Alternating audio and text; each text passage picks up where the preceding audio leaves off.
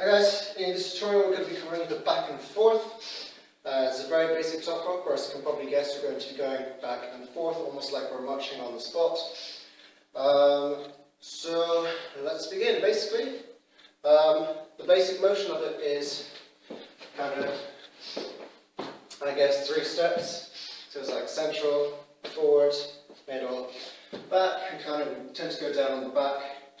And then in terms of the arm motions as well, if I'm going forward on my left leg, I tend to use the opposite arm. So I use my right arm, alternate them as I step back to the centre, and then bring the right arm down. The reason we do this is because it's actually a really useful way for us to go into a number of our get downs. So the slide get down, which I'll be going over in another tutorial, uses a position very much like this to start. And in terms of kind of how to, I guess, to make it more complex, make it more interesting, you can add little hops to it.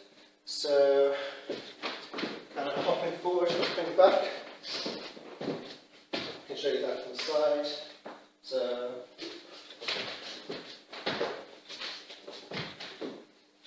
thinking about like how much forward and how far back you want to go.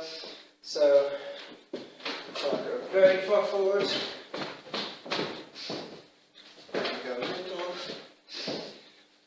And the other thing you can think about doing, although I sometimes mess this up if I try, is adding turns to it. Generally, I tend to turn when I'm going back. So if you go forward, and then as I go back, I'd come back down to here. So forward, and back, forward, and back, forward, and back.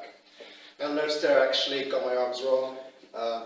But if you pull it off with confidence, and fingers crossed people won't notice, and to be honest it's your move, so if you do it slightly differently it doesn't really matter. It's all about putting your own style on things anyway. So yeah, have a play around with it. It's not too hard, it's kind of nice, and it is a useful way to go into some of our other get downs that we'll be going over later on. Peace!